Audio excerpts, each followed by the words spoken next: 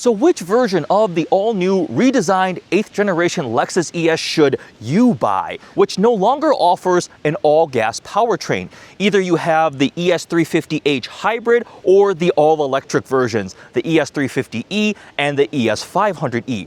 So the new ES has also grown in every dimension. Lexus has canceled their flagship LS luxury sedan, so this has gone up in size, not to directly replace it, but it has definitely grown. It's 6.5 inches longer, 2.2 inches wider, 4.5 inches taller, and has around a 3-inch longer wheelbase. So the ES is all new powertrain strategy. They've got new exterior styling, interior technology. So today we're gonna take them for a drive and see how they compare. Let's take a look at the exterior design and interior with this ES500e Luxury. It's got a sleek and futuristic look. Design inspiration came from the LFZC, which stands for Lexus Future Zero Emission Catalyst, which is quite an acronym, but it was an all-electric sedan design concept. So we got some pretty bold styling, some familiar Lexus design cues, but also an evolution in other ways. I've got the hazards on and the headlights on so you can see the lighting signature.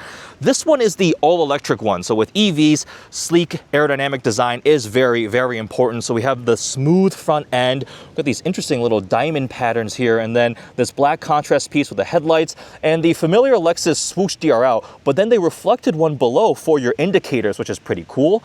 We've got a nice metallic silver paint on this one and some pretty aggressive creases and curves on that hood.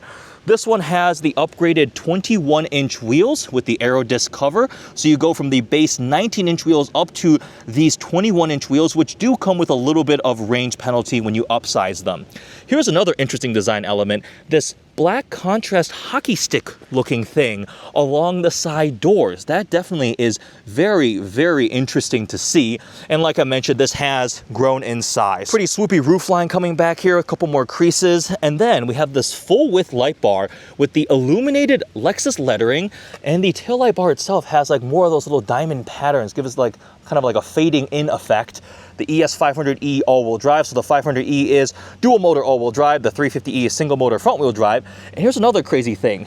This is actually where the indicator lights are. They're on the lower side of the bumper on either side. So that is also a very, very interesting look. It is definitely noticeably larger, taller, longer in person. The door handles are electronic release right there. So there's a little button you press on the inside. I want to see what's under the hood of this electric one.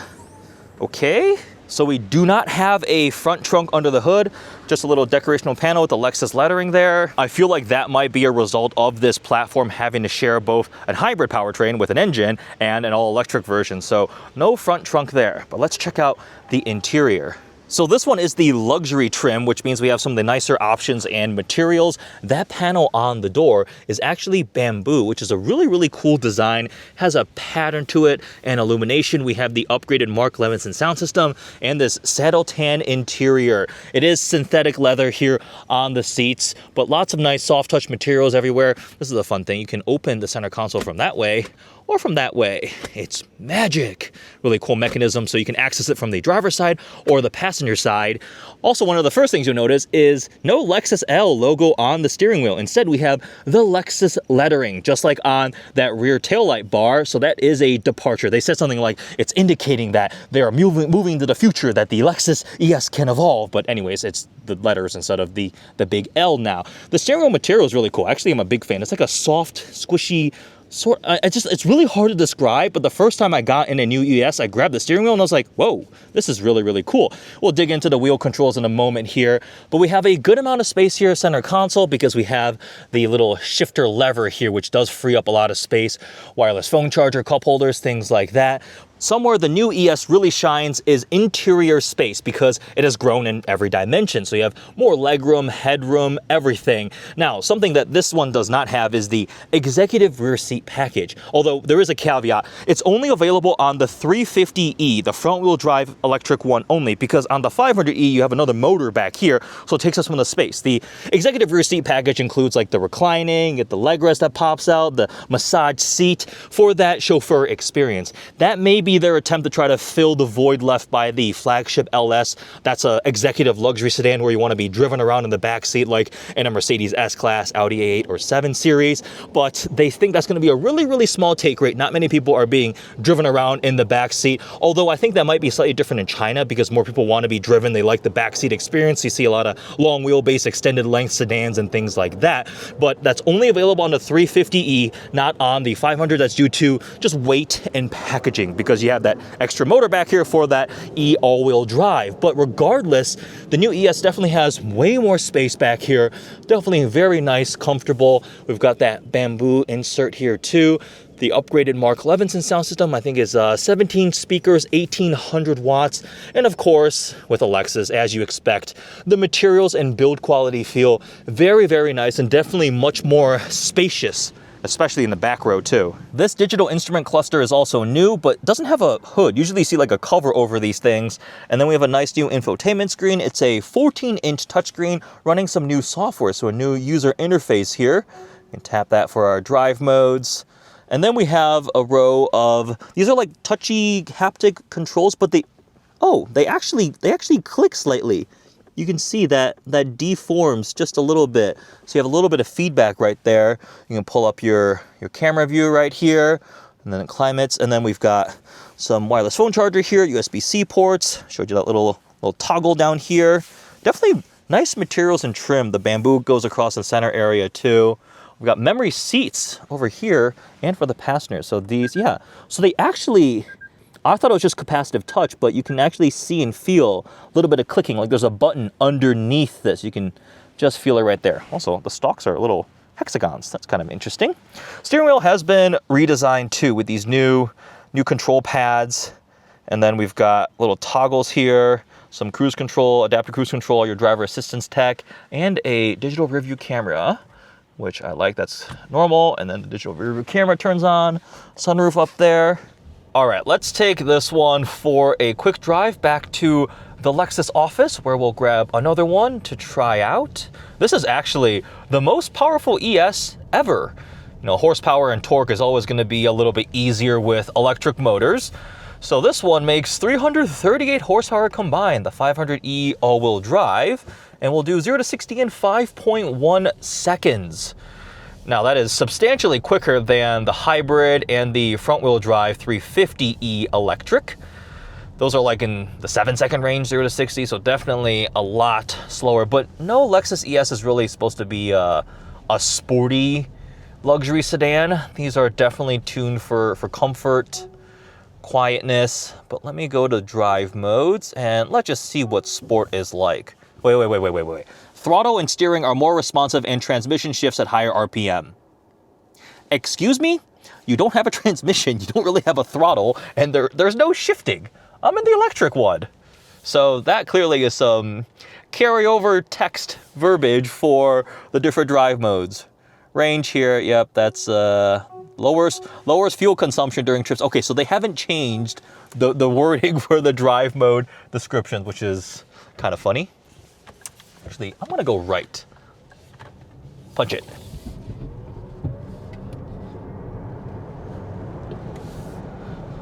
So yeah, quick, smooth acceleration. I mean, merging on the freeway, passing power is definitely very, very more than adequate in this 500e.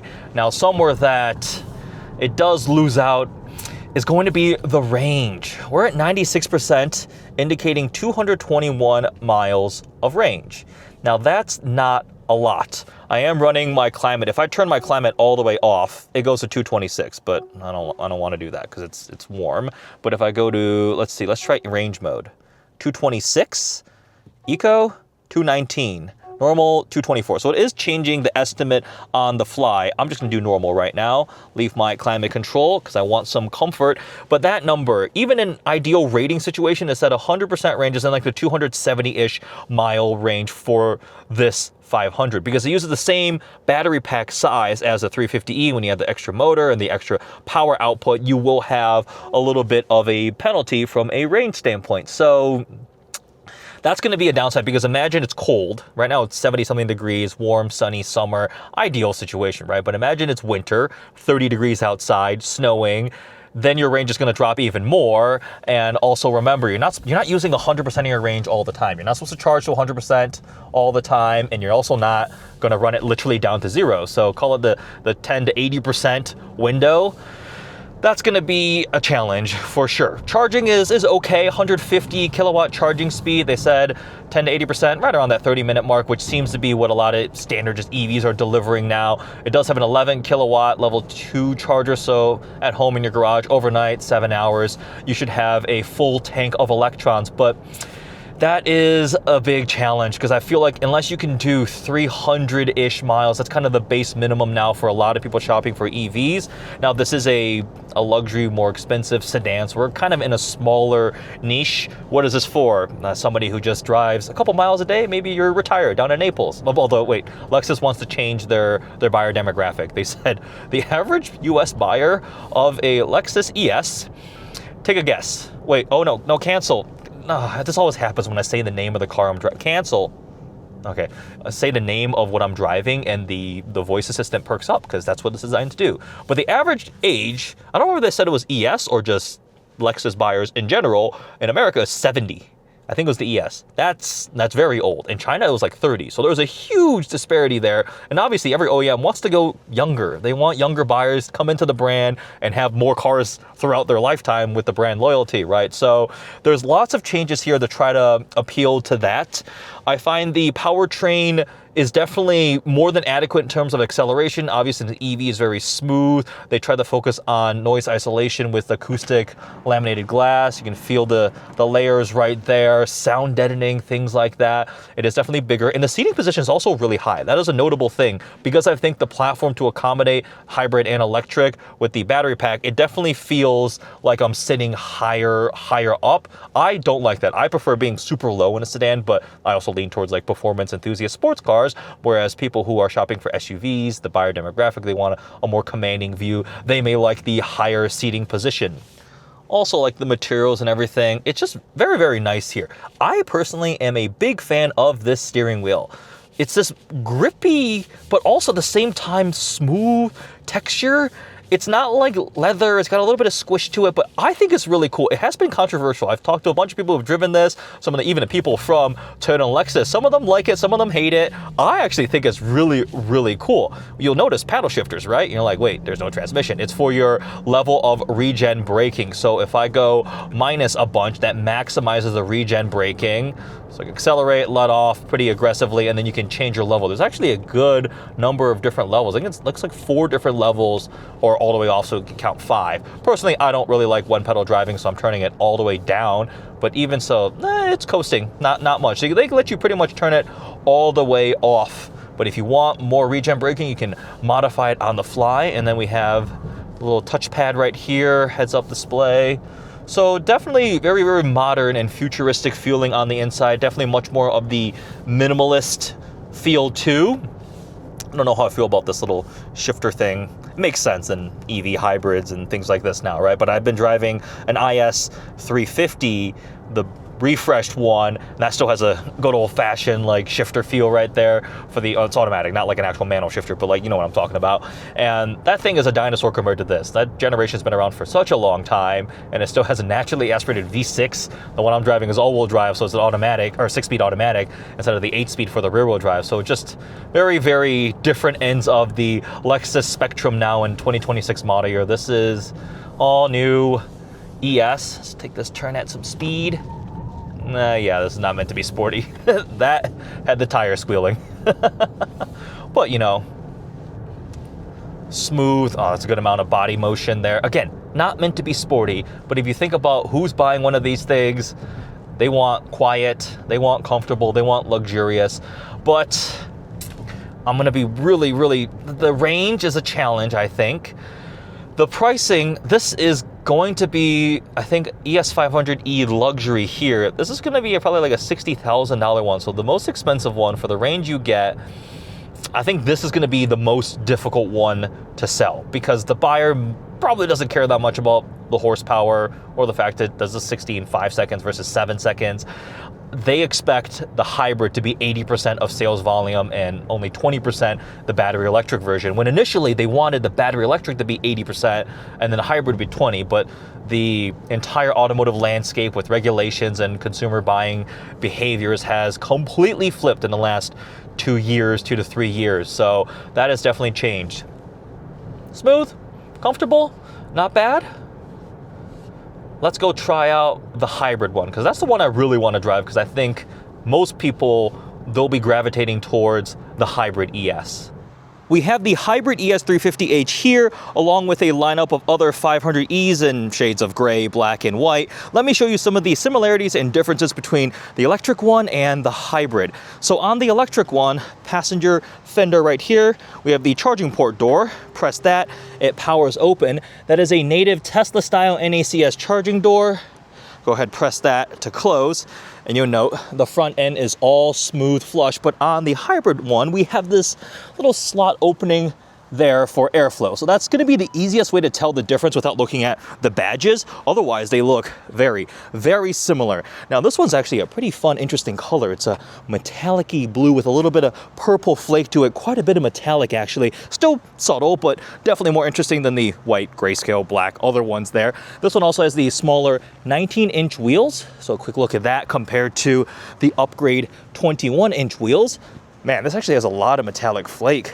And then coming around here, you have a fuel door, hybrid, you need to put gas in there. Not a plug-in hybrid, just a conventional hybrid, so don't need to have a plug at all. And then you'll see ES350h all-wheel drive, because this hybrid is also available as a front-wheel drive model, so front-wheel drive or all-wheel drive. 500e is only all-wheel drive, and then you can have a 350e, which is front-wheel drive. In the hybrid one now, so let's go for a drive. One of the first things I'm noticing is a couple missing buttons, so it doesn't look like we have the surround cameras. Yeah, if I go into reverse, we just have a backup camera. This is just blank screen right there, because there's a button thing and then the parking thing there, because this one is not the luxury, not the higher tier trim one. No digital rearview mirror either, and no bamboo. Instead, you have this still really cool texture. There's still a pattern there, but it's squishy leather, and this one's in the very, very light colored leather with the matching seatbelts. Man, gotta be careful to keep this interior clean. But let's go for a quick spin. Hello, Canadian geese. Excuse me, excuse me, excuse me. Don't want to get the wrong side of those guys. Man, there's a lot of geese over here. I guess because there's a pond of water here. All right, so we're in electric, we're in electric mode right now. It's showing 570 miles of range. That's all right. So that is more than double what that 500e was showing. So yeah, that's why I think this is going to make the most sense for most buyers, because the beauty of a hybrid is you are going to get some really, really impressive range figures. Now, we are going to be way down on horsepower compared to the dual motor 500e. This thing is 244 horsepower with a 2.5 liter 4-cylinder with the hybrid system. Now, when you go to an all-wheel drive 350h, you don't actually get any extra horsepower rating. They add a motor in the back, but I assume it's just there's only so much power. They're just sending some of it to the back. And so it's the same 244 horsepower, and it will be substantially slower. That's flooring it. Here we go. Yeah, that is way slower. That was I could have held on the accelerator to try to get to 60 in 7-ish seconds. So yeah, substantially slower. But again, people are not buying this for the straight line acceleration or the dynamics. That is not the point of a Lexus ES. Oh no, not again, can't, shh, quiet. I need to be able to disable that when I'm like filming car reviews, because I keep accidentally saying, not accidentally, I'm supposed to say the name of the car when I'm driving. And anyways, the fuel economy ratings are definitely very, very impressive. So the hybrid front wheel drive has a combined 46 mpg rating. The all wheel drive, you do lose a little bit, drops to 44, but still 40 something mpg in a luxury hybrid sedan. That's pretty dang impressive. It does make a bit more power than the outgoing previous generation ES hybrid. It's got the latest generation Toyota hybrid powertrain. Yeah, that is definitely going to be very appealing to a lot of buyers, and that's how you get that quite impressive total range number. Otherwise, most of the important things are going to be the same. The infotainment screen, obviously, the steering wheel, the materials, the build quality. I think the spec on the other one was a little bit cooler, right, with the bamboo, but also will be quite a bit more expensive. So a hybrid ES350 actually is in the middle of the pricing. It's kind of an anomaly, but the electric ones are even cheaper. The base 350e is cheaper than this 350 hybrid by like $2 grand-ish, I think. And then obviously, you can option this one up with some of the fancier packages and get it closer to the $60,000 range. The 500e will start a bit more expensive than this one here. So we're right around starting at around $50,000 base price. And honestly, it would be a nice cruising sedan, but the thing is, at the end of the day, sedans are already a rather niche segment already. Oh, blind spot warning. There was a Mazda in my blind spot right there, so it warned me. It's already a very small segment. I'm glad that Lexus is still building something for this segment, because in other parts of the world it is important. They sell still a good amount of sedans in China, I feel like, and a lot of people just don't want a big SUV crossover. I personally like sedans here, so I'm glad it is being offered as an option. But yeah, this one 100% is going to be the vast majority take rate for buyers. The range on the electric one is just, it's far too weak. That is not enough. Maybe luxury buyers don't drive them as often. They're not necessarily commuting day to day, things like that, maybe. But still, I mean, it's not like this is a six-figure. It just doesn't, that range figure to me feels like a really big letdown.